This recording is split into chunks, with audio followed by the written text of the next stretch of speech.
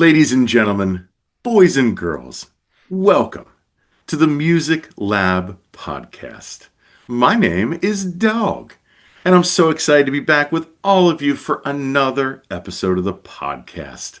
Don't forget to like, follow, and subscribe to our YouTube channel, our social media pages. That helps us and helps the bands like Electric Enemy. Also, check out our sponsor, RAR Outfitters. That's RAWR. Outfitters.com.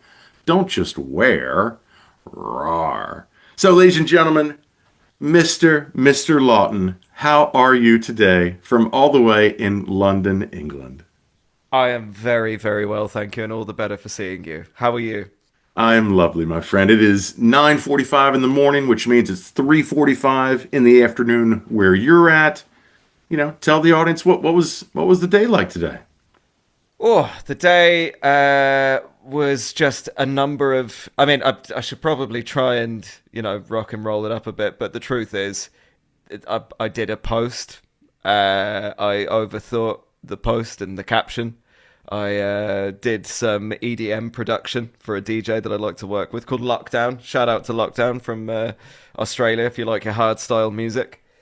And ultimately just even more research and probably pestering all of the people that I'm going to meet at South by Southwest. So that's a great segue. We're playing South by Southwest for the first time. We featured you guys on our Road to South by episode. Absolutely love your music. Thank you. Talk about the mindset. We're basically 2 weeks out. Yeah. I know you said off camera, like there's a lot, that you got to deal with, but tell the audience like where you're feeling at right now. Honestly, so main sentiment, excitement. Definitely excitement. To be a part of South by Southwest, it's just one of those things. It's you almost forget that it is four separate words. It just kind of feels like one word, like a super entity of some description. So being a part of that is honestly such an honor, and as an official artist, and I think we're actually specifically South by Southwest presents artists, which is such an honor. And honestly, we've overthought everything from can we take drumsticks in the hand luggage? Do we need to pack a check-in bag? Why is it so expensive? And all of these other various bits and bobs. But yeah, overall, the feeling, the spirits are high. The anxiety is building, but only when we're ready to go to sleep, and there's nothing we can do about it. So as a vegan, I will tell you, Austin is going to have plenty of options for you. It's Thank not God. just barbecue and steak. I hope there's vegan barbecue and steak. That would be great. That would be There so probably good. is. Yeah. No, exactly. Yeah, we're all a bunch of carrot munchers in this band. Roddy, the drummer, is vegetarian, so, we only let him eat half a meal. So it's good. Yeah. So how did the three of you, obviously you are Electric Enemy, but how did you and Violet and Roddy all kind of, become Yeah. like the live act? Yeah, so Violet is my partner, but she is also an incredible musician. She plays guitar in the band, and she's also an amazing actress. She's acted with people like Rupert Friend and Sienna Miller. She was in Anatomy of a Scandal on Netflix, and also did the main stunts for Alicia Vikander in Tomb Raider. So basically, she's just super cool. I'm not entirely sure why she's in the band. But I decide, much like why she's with me, not to ask too many questions. In fact, there was a guy who once said, when I showed a picture of Violet, someone else said, oh yeah, punching above your weight. He said, punching above your weight, it's not even the same sport. So, so that's Violet. And yeah, she's just fantastic. She's a powerhouse on stage. The in-joke in the band, which I'm choosing to take as an in-joke, even though it is completely true, is that Violet really is Electric Enemy. And Roddy, oh yeah, Roddy is he just hits things really hard and very well and in perfect time. He's just the perfect rock drummer, all of the aggression in the world on stage, but genuinely one of the loveliest people you could ever meet off stage, and just so softly spoken and kind and thoughtful and everything. And you know, we're all getting on a bit. So yeah, we have a zero tolerance policy for just people who choose to make life more difficult than it has to be. You know. And it feels like in this industry in particular, it seems like a lot of that is so unnecessary. Like, talk about that. Oh God, absolutely. Am I allowed to swear at all? Or Absolutely. oh, okay, fan fucking tastic.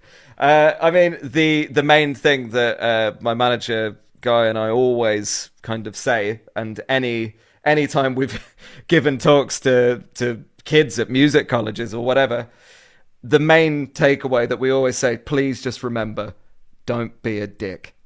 That is the most important thing. And obviously, the interesting thing is that when people are just starting out, unless there's like a monstrous ego, there's very few people who are kind of arrogant and that kind of thing. I mean, of course, there are those. The people at the very top, and I could back this up with a great story, which is when I was supporting Jerry Cantrell on this European tour. Basically, every single person in his team was the loveliest person on earth. I'd had an experience prior in a previous band with a kind of middle to big band who will remain nameless, and their tour manager was just awful. He was horrible. We were early. We were always very nice, very polite, but he just wanted to make sure that our lives were miserable. Whereas when I arrived in Zurich to play the first gig with Jerry Cantrell and his band and team, I arrived like Paddington Bear with my acoustic guitar on my back, kind of wondering, where am I? And he just walked right up to me, put his hand out and said, "Hey man, how's it going? I'm Jerry. Just let me know if you need anything. And yeah, we're here." And I just thought, how cool is that? Like literally the godfather of grunge, who could have the biggest ego in the world, and he's just the nicest, coolest guy in the world.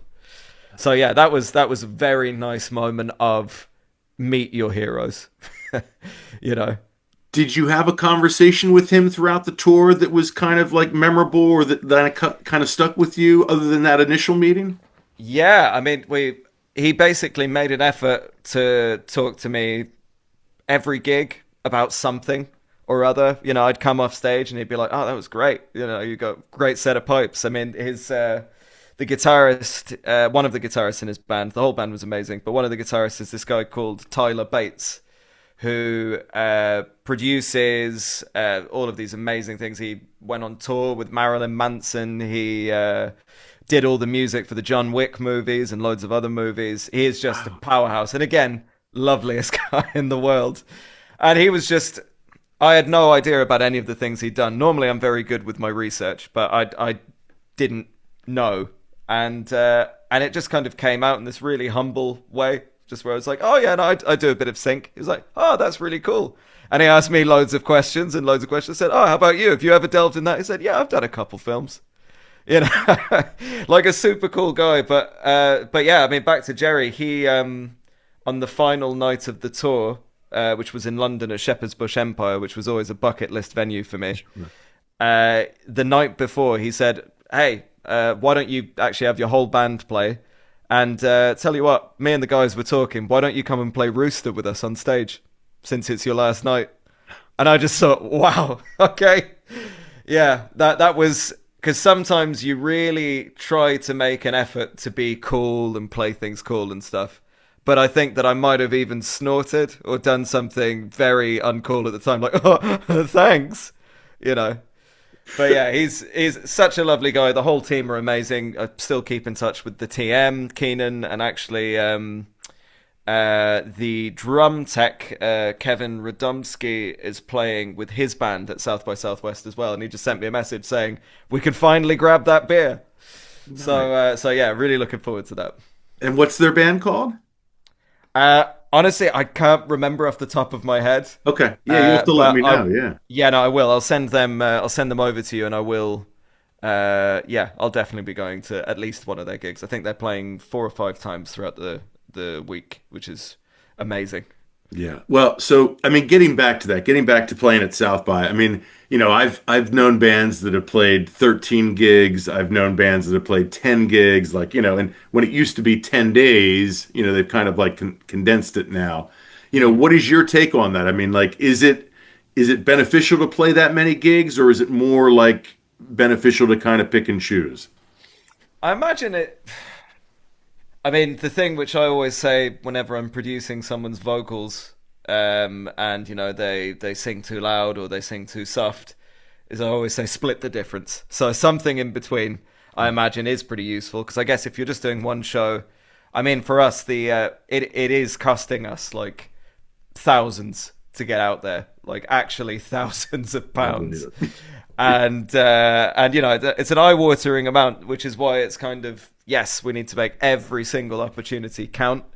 It's not one of those things where you get the one showcase and you kind of sit back and go, yeah, the record deal will happen, which I think every band or anyone in music has fallen into that trap before, where you play your first festival or something and you go, right, and of course the chief executive of very expensive records will be there and will offer me a 70 billion pound record deal.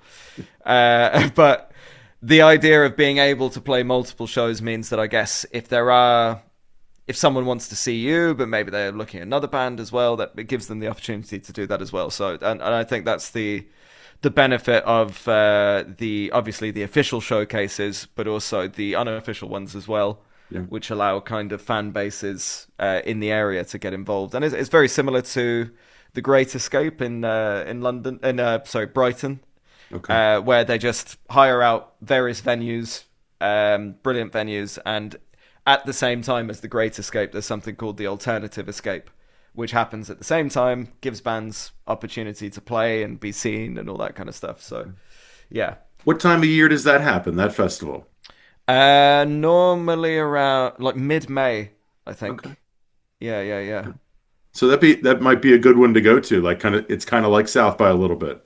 Yeah, basically, yeah. Like I played there in the past in a couple of different bands, and something always comes of it, even if it is just the fact that there are. Because I think when you play in bands, sometimes you forget that there are actually people out there who like music, especially in the age of social media. Yeah. You can sometimes, you focus. It's very easy to get focused on all of the wrong things and kind of hypnotized by the data and all that kind of stuff. But when you play one of these particular things where it is like a city takeover, Yeah. your kind of faith in humanity is restored because there are people who've probably never heard your music before, but they saw you're on the bill. They've got their list of bands that they want to maybe try and check out, and you're playing a full show. It's amazing. Yeah. It's a beautiful thing, right? Yeah, it really is. It really is.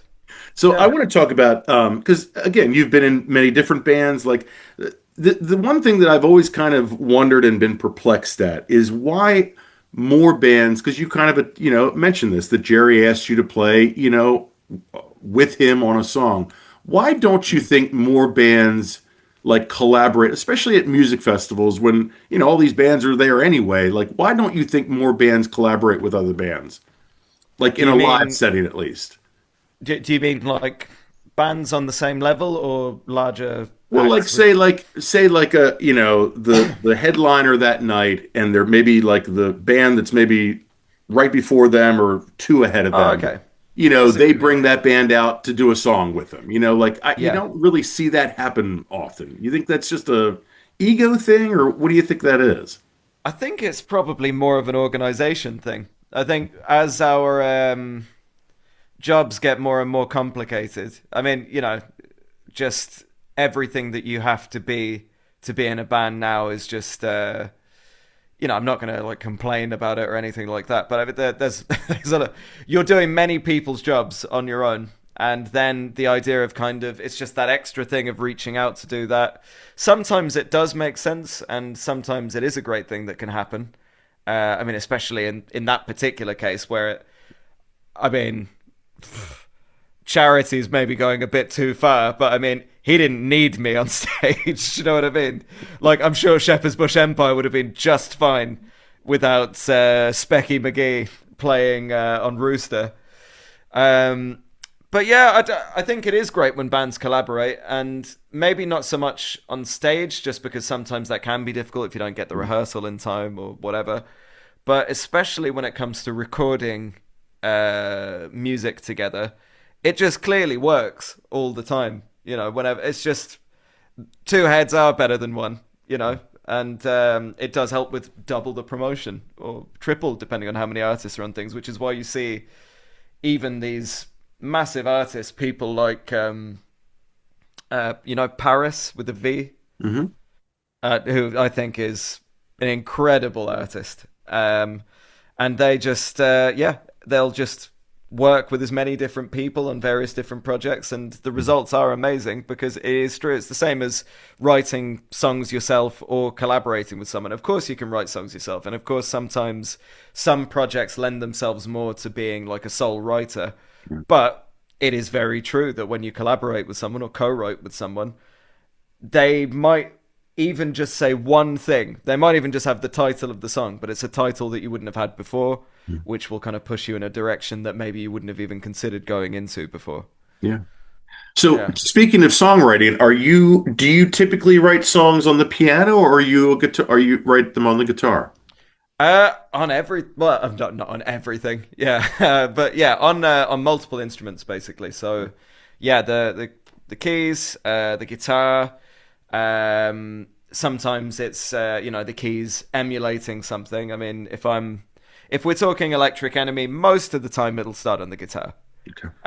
or as the case may be, one of those like weird voice notes that you record in the middle of the night when you're trying not to wake up the other person in the bed, and you kind of listen to it the next day and you sound like you're, I don't know, speaking parcel tongue or something like that.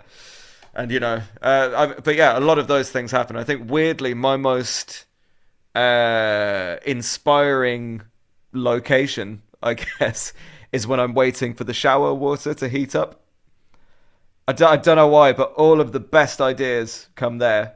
But I mean, even there's an Electric Enemy song called Therapy 2, Mhm. which is still probably one of my favorite ones to play live and everything.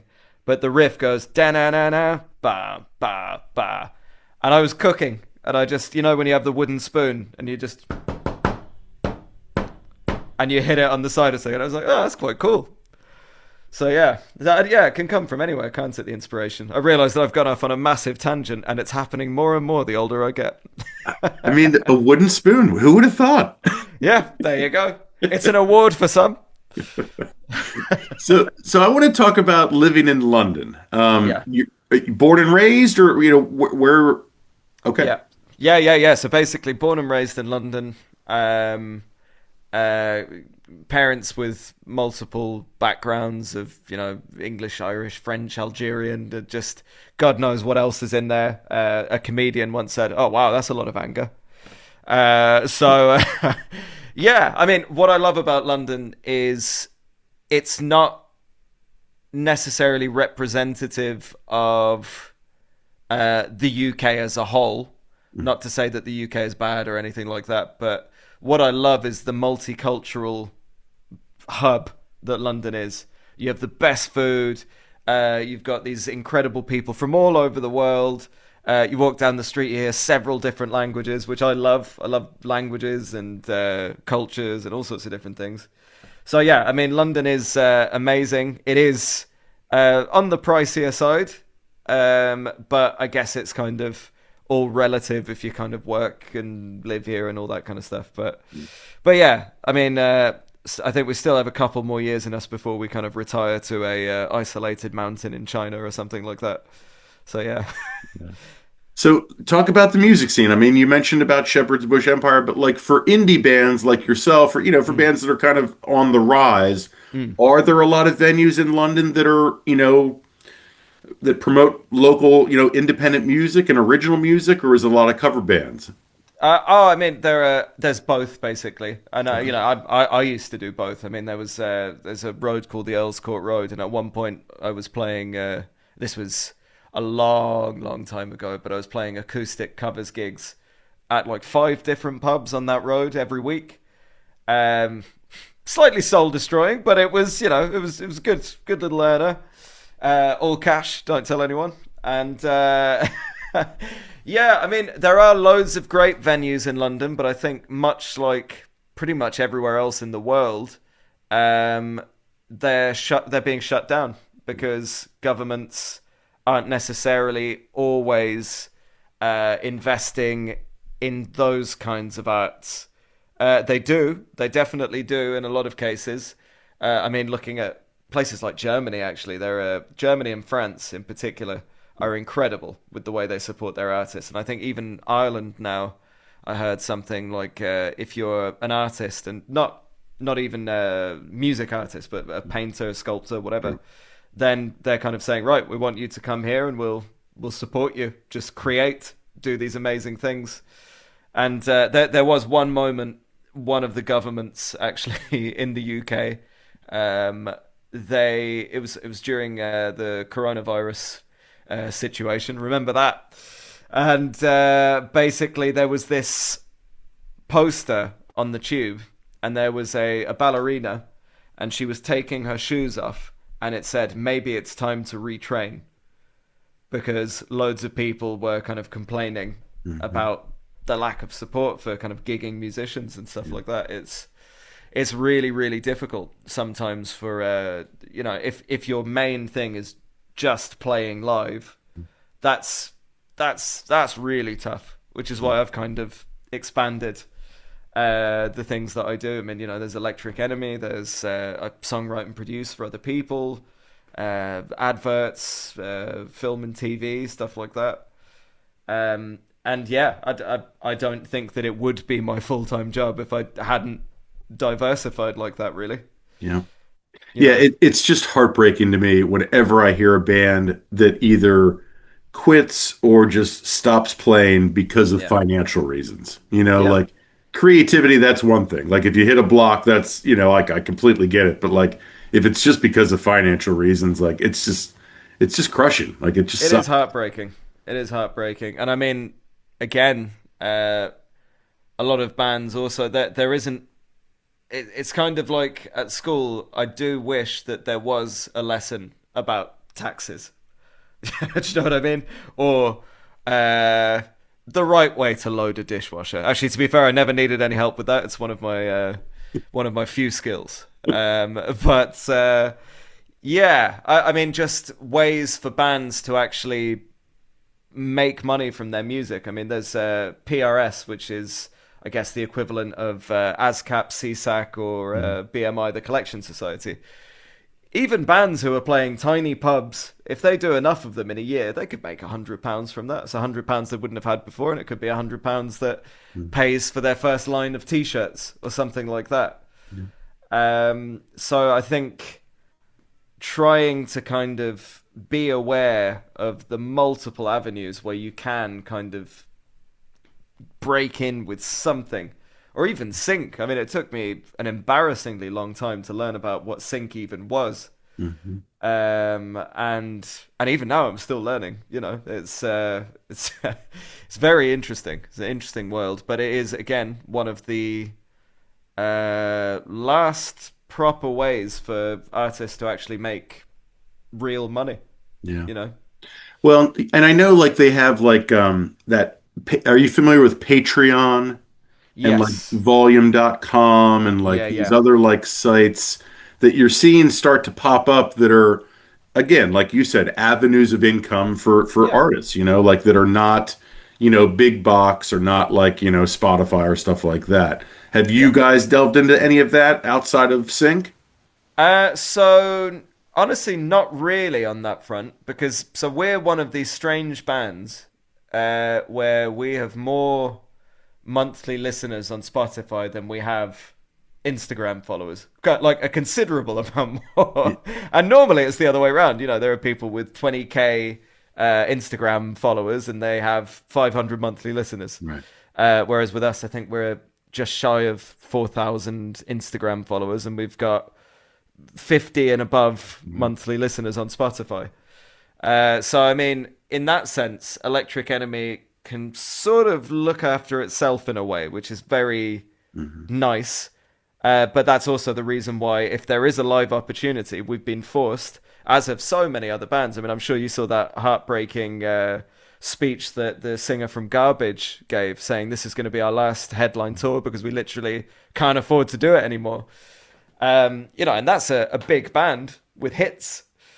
We need to make sure that every opportunity we take on is the right opportunity. And sometimes that does mean you miss out on those, the kind of lucky dip of gigs. Bless you. Thank you. And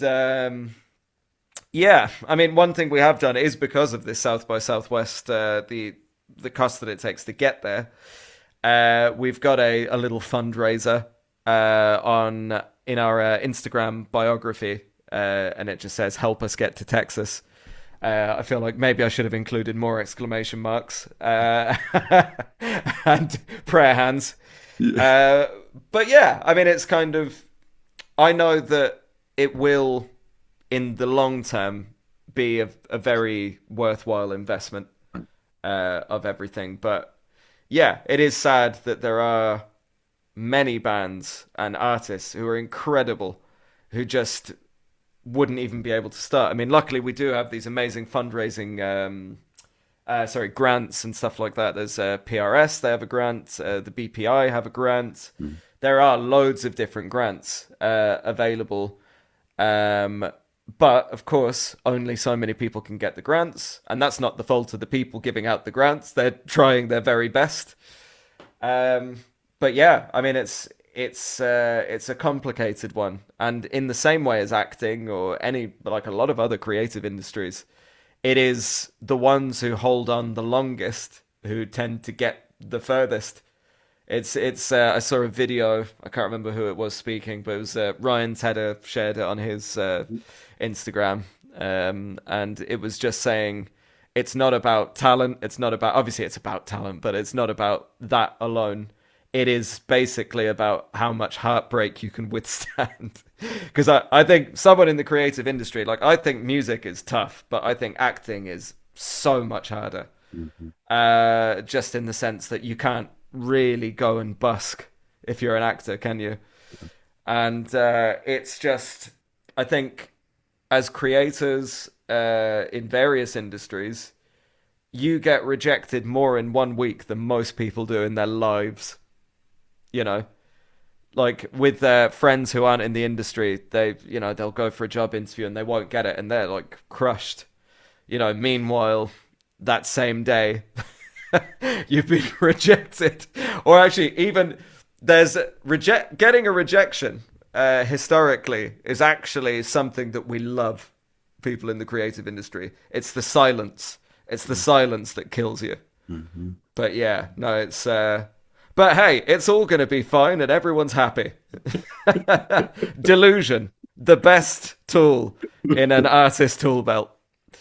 Yeah. So I will say, getting back to South by, one of the issues that has always, I think, plagued South by is the sound issues at these venues, because, a lot of these venues are not designed to be music venues. They're kind of pop-ups, there's a lot of, like interchangeable parts going on. Right. But I must say, I felt like last year that didn't seem to be as much of an issue. So I can only hope for you guys. Oh, God. We didn't get any insurance. The sound has to be good. Do you guys use in-ear monitors? Yeah, no, I do. I found that it's actually really, really helped as a vocalist, especially when you are playing venues that maybe aren't that well equipped. But by the looks of it, the first venue we're playing is called Elysium. That's on the 12th. Oh, you're that we're fine. playing. Yeah, exactly. 9:40 p.m. I saw the venue. It looks fantastic. Yeah. But honestly, it's funny, isn't it? Like when you've been doing it for a long time, which I have, in various forms and bands and whatever, you do kind of develop that, I don't know, kind of almost like a motor sensation. You kind of almost can feel the notes, and you know when to just stop singing and just pretend that you're vibing out, or kind of not to frown at the sound guy. Never frown at the sound person, ever. He is Yeah. your best friend for the Yeah. 40 minutes. Yeah, even if they hate you for literally no reason, because you arrived and you're playing there, which can sometimes be the case. That happened in Berlin once. That was very funny. The world's angriest man. I've never seen anything like it. He was throwing DI boxes into a crate. We arrived early, like not too early, so it was inconvenient, but early enough that it was the untime of the early person. Yeah. And yeah, this guy, he might as well have he opened the door and kind of just let it hit the wall and didn't say hello. And we were kind of, we went in, we were like, hello, we're the support band. And yeah, if you need any help with anything. And he just kept on muttering under his breath. And yeah, it was very interesting. Uh, yeah, no, there was a lot of funny things that happened that night. But yeah, I don't think he's going to be taking a lot of interest in music, to be honest. Going forward, at least. Yeah, I think so. So, do you have I mean, because like you said, you've played in many other bands, in your past. Like, is there a story or like a venue in particular that you just had one of those nights that either Oh, where because of everything went wrong. right. I mean, it was a very long time. I think I was a teenager at the time. It was more surreal than anything else. And I was doing this acoustic gig at a place called the Pump House Youth Club. So remember Youth Club, right?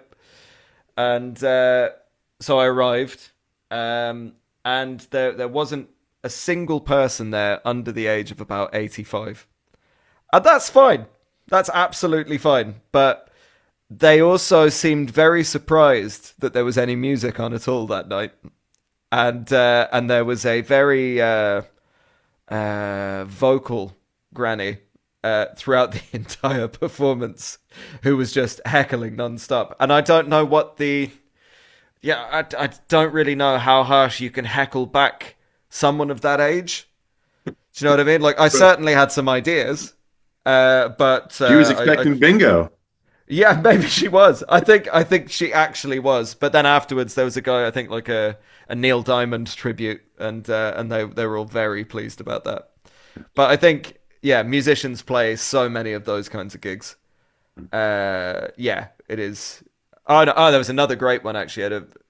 The venue's gone now. I can't actually remember what it was called, but it was on Denmark Street, the famous road in London, where all of the guitars are, where it's like the hub of that sort of scene.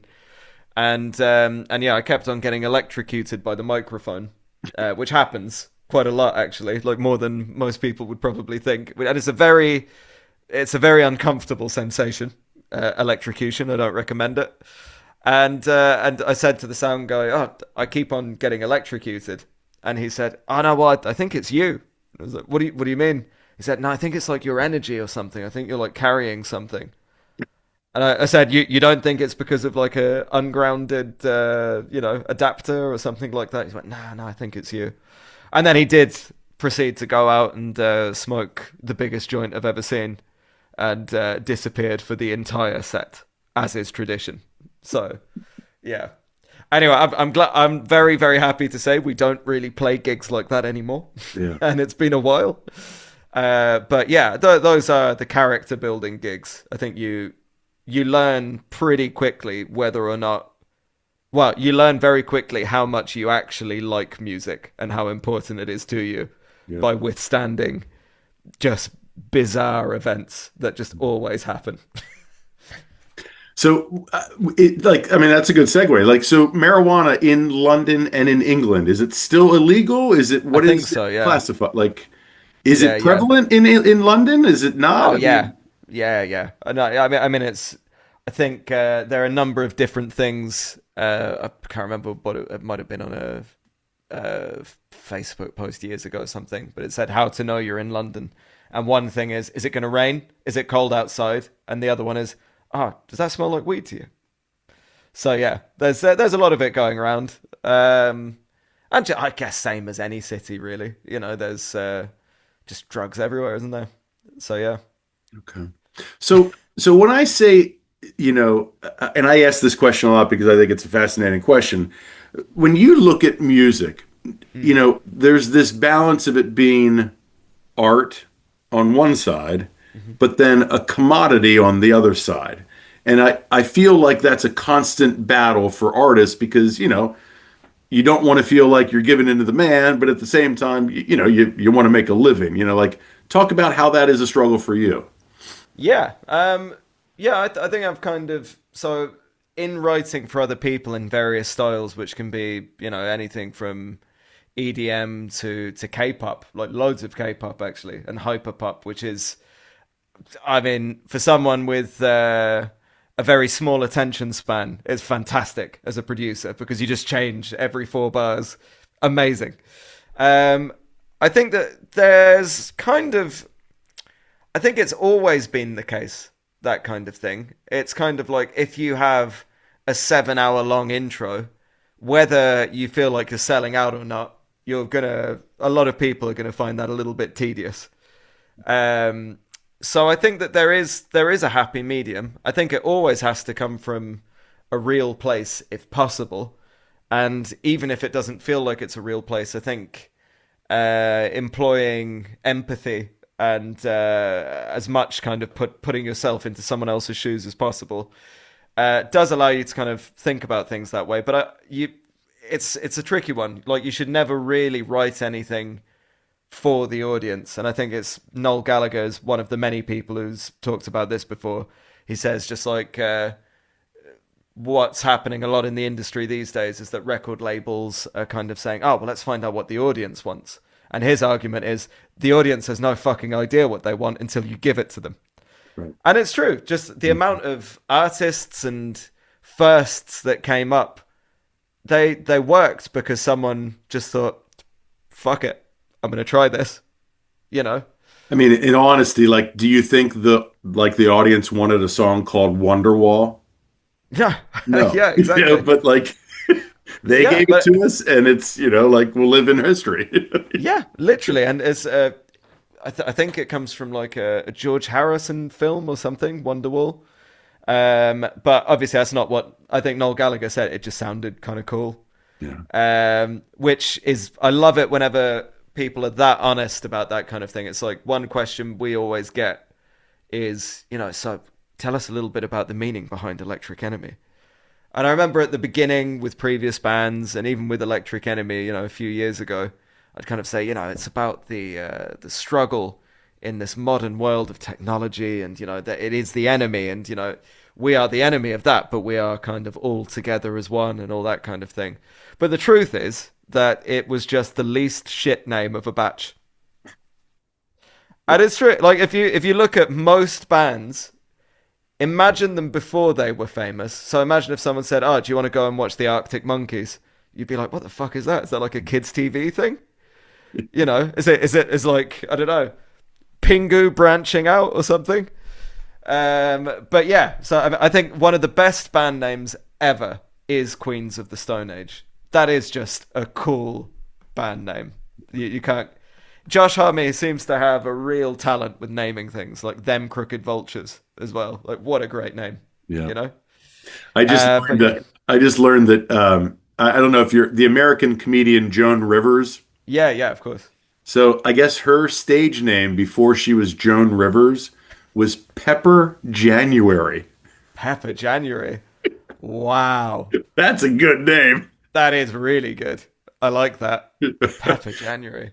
You could Violet could use that, you know, when she gets famous and checking into hotels. Like that could be your hotel name, you know. Well, yeah. Well, I mean, based on the stunts, a lot of people come up with violent, of course.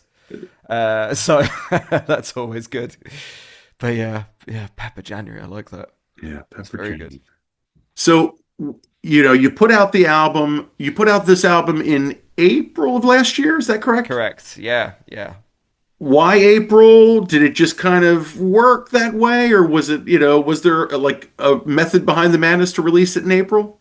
So basically, not necessarily to release it in the April, even though the other album also came out in April, but that was just a kind of happy accident. A lot of things seem to happen in April, so fingers crossed for this April.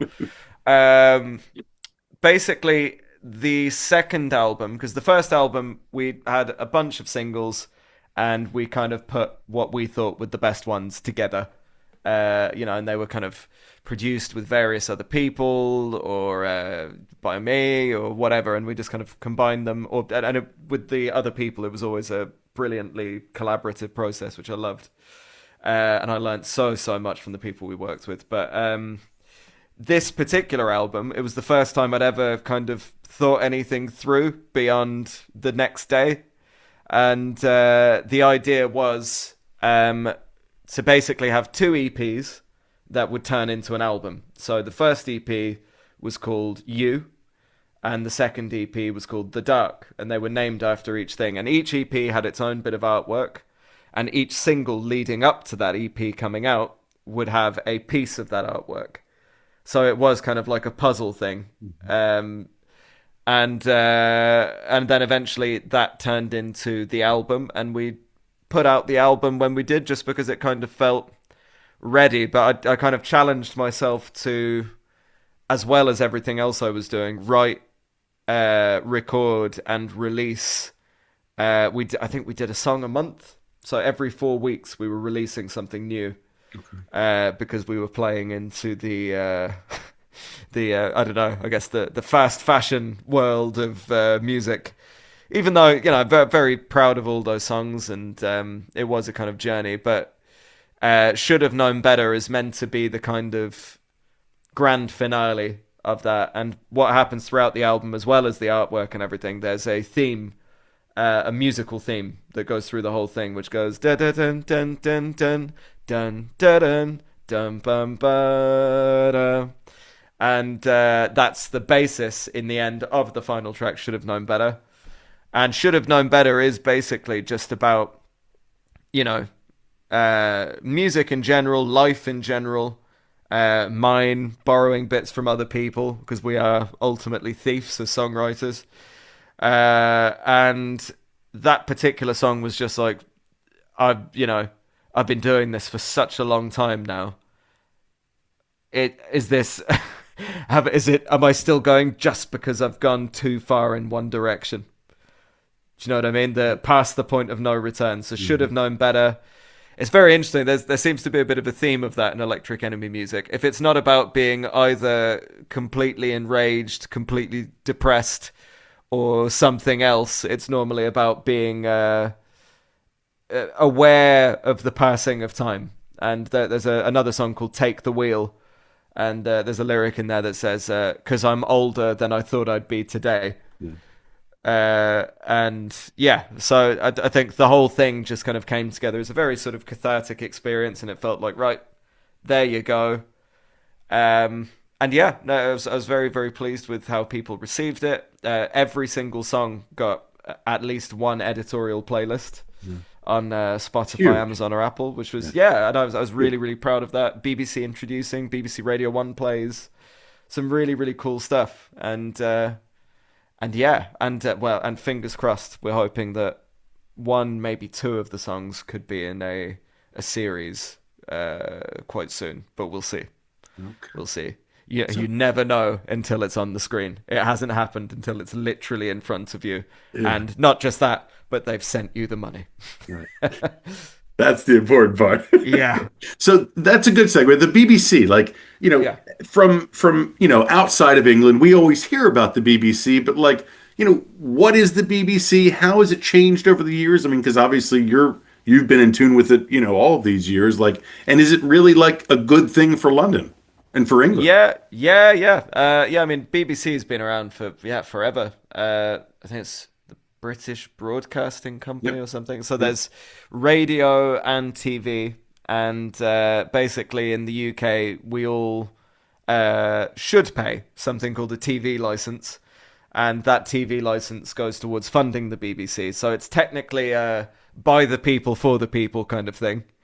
And there have been some incredible shows, incredible bits of music kind of released on there. And there's this thing called BBC Introducing, which is basically designed to help unsigned artists or kind of artists on their way up. Although more and more as well, actually, not established artists, but artists who are just already doing pretty well. And what they do is it works regionally. So London, and to be fair, the one of the heads of BBC did tell me this themselves. They said London is the hardest one, just because there are so many people. Okay. But what happens is, generally speaking, so let's say you're based in, I don't know, Birmingham. So there'll be the BBC introducing West or East Midlands, basically.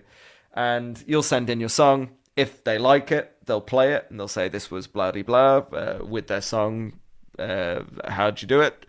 And then if the song particularly resonates with them, they might say, oh, you should come in for a featured session or an interview or something.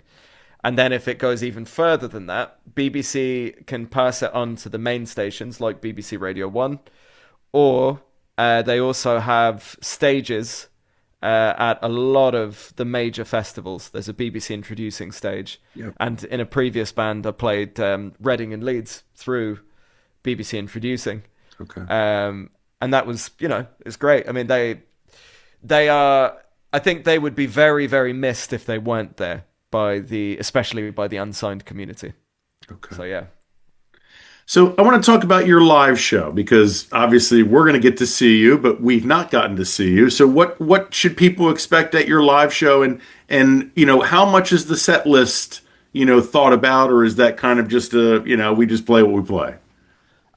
So yeah, very good question. So the live show is me on vocals and guitar using octave pedals and various other smoke and mirrors to kind of make a nice big full sound. Violet on the keytar and backing vocals, which is just really cool, to be honest. Cool. Yeah. And Roddy on the drums. And basically you can just expect a lot of movement, a lot of sweating, a lot of hair, a lot of hair, a lot of regret from us the next day for not stretching our necks. Because there's a lot of whiplash the next day. But yeah, in terms of the set, for example, at South by Southwest, I believe that most of the sets are going to be about half an hour or something. Yep, usually. Yeah. So what we're not gonna play the slow numbers. Maybe like one mid tempo or something, but we just want to go out swinging ultimately. And all of the a lot of the songs are the most successful songs according to what listeners like. But for example, there are a couple in there that maybe are kind of listener, if you're really an Electric Enemy fan, that's your favorite song. There's one in particular called Paranoid that was on the first album that is just, I don't know, there's too much swagger to it, because sometimes there are situations where the song live is just incredible and it just works.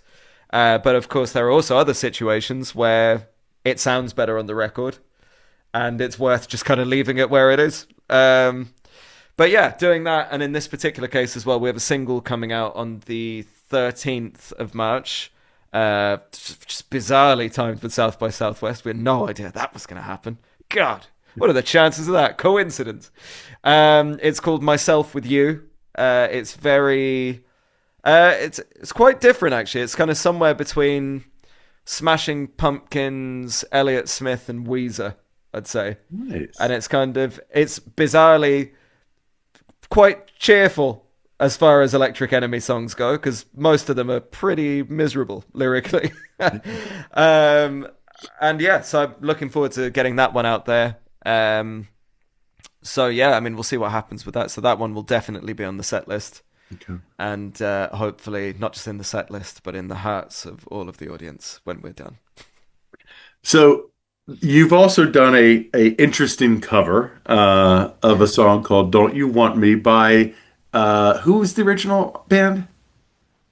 Human League, right? Thank you. Yeah, that's completely. Yeah, yeah. I would have hated myself if I did not know that. No, absolutely. No, it's, so we did, Don't You Want Me, Baby. And, that was a fun one. I got to work again with another producer who I hadn't worked on anything with since the first album, but we kept very close. A guy called Pete Hutchings, and he's done Royal Blood albums, Trash Boat, very kind of cool stuff, and he's just a lovely guy. And very weirdly, we met up in Shanghai. That was we've been trying to have a beer in the UK for years, and then it transpired we're in Shanghai at the same time.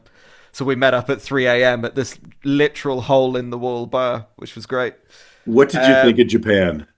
Oh, sorry, yeah, China. I mean, Japan is on the list. China, No, sorry, yeah. Although, closest city to Japan. So, I genuinely loved it. I actually thought it was such a crazy experience, and genuinely like a different world. I kind of got some very basic Mandarin together so that I could say thank you and please and all that kind of stuff. But no, I genuinely loved it. I can't wait to go back, actually. And we actually have a distribution deal now with a big Chinese distributor. So we're going to see, because they've got good connections with the Asian Pacific territories. So yeah, I mean, we'll see what happens there. That could be really, really good. But yeah, sorry, Don't You Want Me Baby? That was so my manager suggested that we should try recording a cover. And he didn't suggest that just before the song. He suggested that about several years before. And I just kept on dragging my feet with it for some reason. I don't know why. And then I did it and recorded it. And Violet has her second verse, which is great. And yeah, it was just a lot of fun to make. Great working with Pete again. Yeah, actually, do you know what? I'm going to tell you quite a funny story. So we reached out to, and by the way, this doesn't make, I don't know, actually, do you know what? I'm not going to say anything. I'll leave it to you. But so we reached out to the management of the Human League, and we said, hey guys, massive fans, just to let you know, we're going to be releasing this song. And, we really hope you like it. If you wanted to get involved in anything, if there's anything we can do to tag a particular thing, don't worry. We've registered everything properly so that the release, so, when it's played, of course, you will get the songwriting royalty and all that kind of stuff. The most polite email in the world. And we got an email back. And the email back said, hi, thanks for reaching out. Just to let you know, we have no interest in this. Full stop. None whatsoever. Full stop. Best management. Wow. I mean, but to me, I don't know if it's like a jaded thing of being in the industry for so long. My reaction wasn't kind of like, well, I do declare. It was kind of, no, yeah, literally. I just burst out laughing. I thought that is one of the best emails I've ever received in my life. Just the active effort to go that one extra mile to say none whatsoever. It's like next to Jesus wept, the shortest sentence, I just love that. I think it had something in there about a privacy thing on the email, but a confidentiality, whatever, but fuck it. Yeah. It's hilarious. If they would have sent you some frankincense in the mail, that would have been even better. Yeah, I know. Yeah, literally. Some absolutely myrrh. Ridiculous. Yeah. Very immersing. Yeah. So I wanted to thank you for doing this. Thank you. It's great when we can feature bands and artists on our Road to South by series, and then, they reach out and they're like, hey, let's do this. So I really appreciate that. I can't wait to see you guys. It's going to be here before you know it. You're going to be, oh, fantastic. Oh, yeah, man. Great. Oh, yeah. We're there. This is our ninth. This will be the 9th year that we'll be there. I'm so happy to hear that. That's great. We'll be there the 12th to the 18th. We're staying in East Austin, too. Oh, cool. Yeah. So right, Che? Yep. So, yeah, lots of barbecue. We are not vegan, but... That's cool, man. We're not the judgy kind. We can drink. Oh, God, yeah. Yeah. We'll only be killing hops and barley. There you go. So, new single coming out on March 13th. It's called again what? Myself With You. Myself With You. Tour dates then outside of South by. What can you share? So we are playing next week, actually, in the Steel Yard in London, and we're supporting this Chinese band who it's their 30th anniversary. So they've been going for ages. In the UK, no one has really heard of them, but in China, apparently they're really quite big, Yeah. which I'm so excited to do. I think that's going to be a lot of fun. And then in June, I can't say anything about it yet, but our biggest ever headline show will be on the 26th of June in London. And then there will be a European tour, another one this year. Okay. Full band, not acoustic. Full band. So The that whole was the one thing. Somali. Yeah, we didn't get to talk about that. So yeah, you guys did this acoustic European tour. It was what, 5 or 6 dates? Yeah, it was I think 5 dates in 6 days I in mean, five different countries. yeah, talk about that Yeah. experience. And why kind of pivoted to like an acoustic, like, Yeah, well, basically, we just kind of. It was almost like a bit of a fact finding mission. So, like a recce. And it was myself and Violet. We went to all these different places. We went to. So, we did Italy, Latvia, France, the Netherlands, and Germany.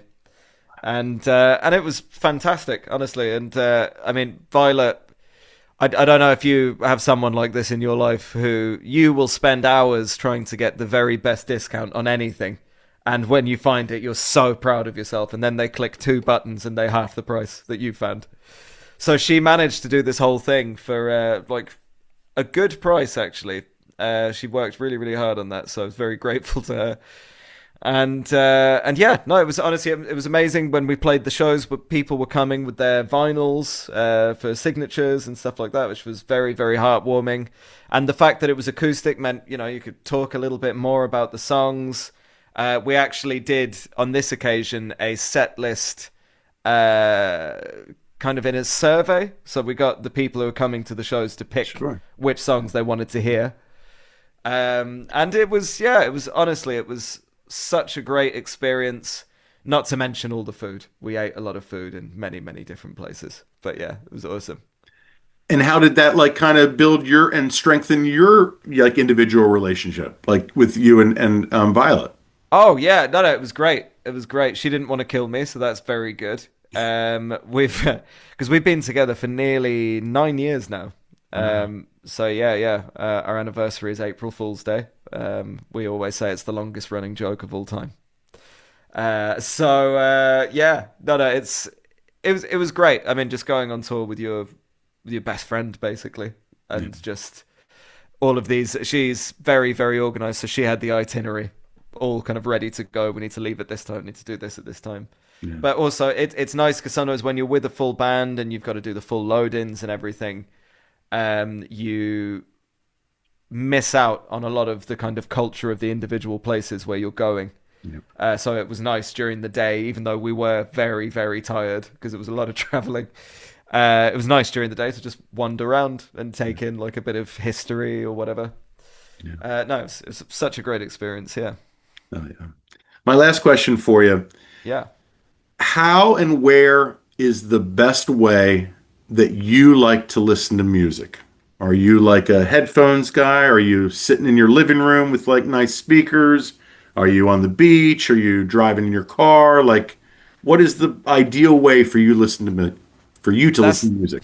that's a very interesting question. I mean, so I'm sure you've had it before. Anytime you're doing a Zoom with a producer, they're always annoyed that what you're seeing isn't what they're seeing. So in front of me, I've got my monitors. I work here. I've got my guitars over there on the left, and I've got kind of my other monitor over there, and just the big audio interface, and just yeah, everything. So honestly, what's quite funny is that I listen to music here all day, every day, based on work. And kind of, getting briefs in, or, could be for artists, could be for whatever. Otherwise, my main mix test, once I get it to a place I like, is to listen on these really crappy Bluetooth headphones and just make sure that everything sounds good on there. And that's when I'm traveling around London, I do that. But weirdly, I've been listening to less music while out and about, which is very strange. But it also, I think I've taken to trying to allow myself to get bored more often, because that is where the best ideas come from. It's where you are just staring out the window going, that's when it comes. And you go, ooh, that's pretty good. So yeah, just trying to kind of almost reduce the amount of sound. But that always lasts for about a day. And then I end up, just listening to headphones all the time, wandering around everywhere. Yeah. But yeah. Yeah. How Or I about guess, you, actually?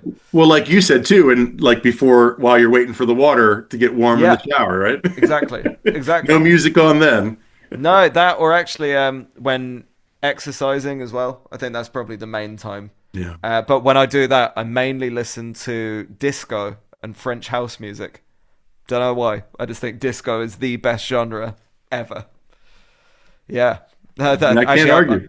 yeah, no. Literally, I have a theory. I think every single album ever made, doesn't matter the genre, has at least one disco track on it.